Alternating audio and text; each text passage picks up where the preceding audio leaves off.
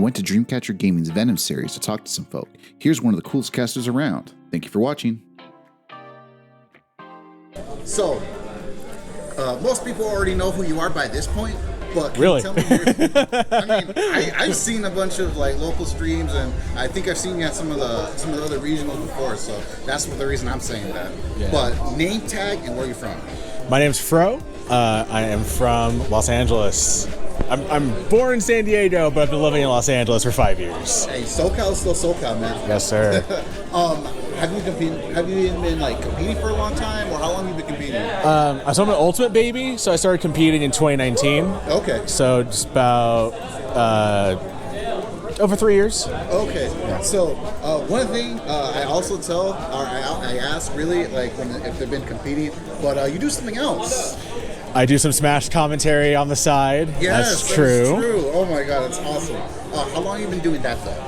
I was going to Hat, which is the old Hollywood Action Tuesday local over at the Man Chinese Theater, rest in peace, that local.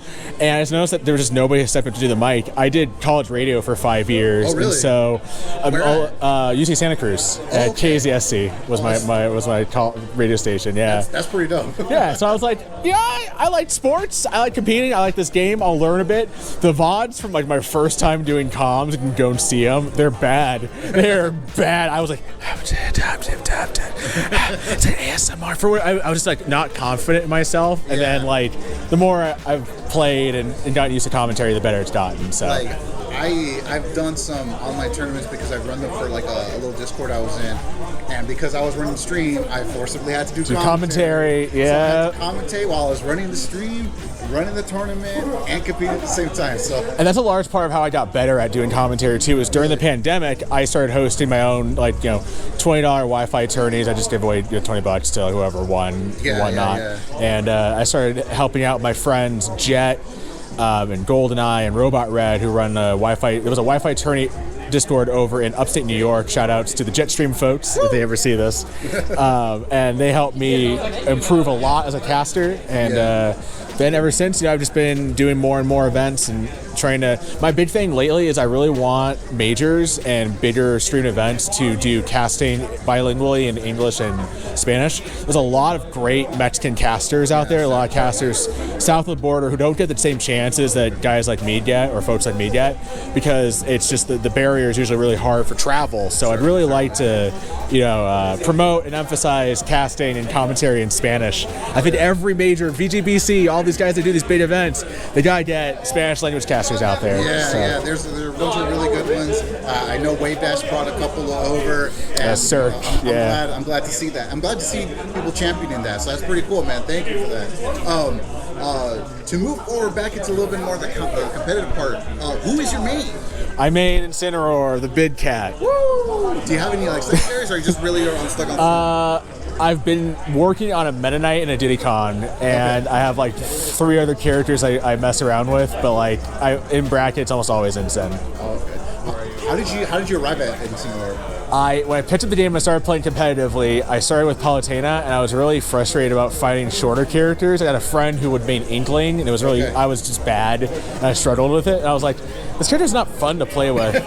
I happen to be a lifelong pro wrestling fan, so I've also been a Pokemon nerd my whole life. And while I never played Sun and Moon, I saw the big wrestling cat, and I was like, I'm gonna play that character, and it just kind of fit hand in glove for the most part, for better and for worse.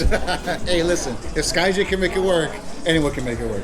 He's trying to help me make it work. I do lessons with him, so hey, dude. Yeah, it just. I think that's the best way to put it, right? Yeah.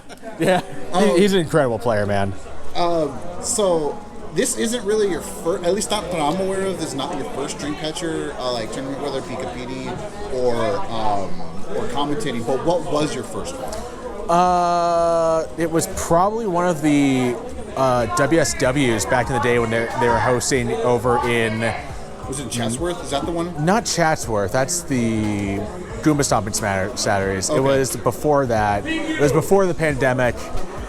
It was over in like Northridge, kind of, Oh, okay. and yeah, and it was just really small.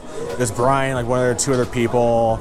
I wound up actually picking up some of the items from that place when that place closed down too. I Oh. bought some of the monitors from them. Oh, that's good stuff, man. Yeah.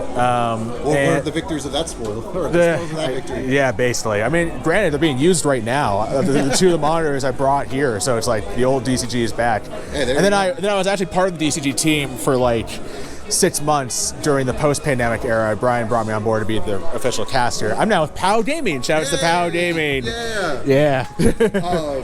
So do you like play any other games like competitive, or do you compete in anything else, or is it just Long time ago, I used to play the Pokemon trading card game competitively. Like Really? over a decade ago, like 2006. like before the fossil packs, or Oh, I Team think Rocket? so. I mean, like, I think it was like Ruby Sapphire was kind of the game. It was the set. It was the last one I played competitively. Oh shit. It was like Dark Tyranitar themed deck. Like I was a Lock Rock main guy. So, other than that, nothing super competitive, but nothing competitive off the top of my head. Yeah, no. But I'd like to play some other games. So. What has kind of been like your highlights for not only just tonight, but like overall with like DCZ or just in Smash in general? What have been some of your highlights that you've had? Well, I would say that like one of the biggest highlights was being able to cast at Back in Blood, which was a big regional that happened up in Portland. I was also a part of the English casting crew for Delfino Mazzareta earlier this year. Shit. So I got to cast like some MKLeo sets and I stuff. missed it. Oh, I could have heard that. Yeah, Dang. it was great. And I would say those are probably my two crowning achievements.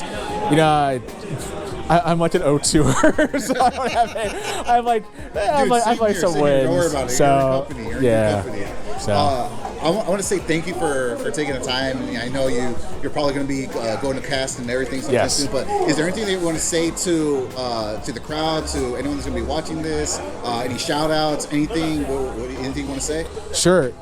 There's a lot of people who work behind the scenes who do a lot of thankless work, and a lot of people that try to be the bridge and bear the burden for a lot of what allows for these events to happen.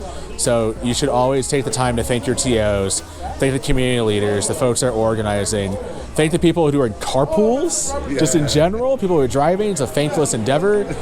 And just don't take this for granted, because the way the world works, this could be gone tomorrow. So It happened once already. yeah, everyone's already. But and celebrate the scene, and just encourage your friends to go out to stuff, tell people about things that are going on, and help with making sure that these events are a great place for people to go out and have community and spend time with each other, because that is a very important facet of human life, is being able to go out and spend time with people and share and have physical community, be in spaces that are geared towards your interests and help give your time meaning. So thanks again.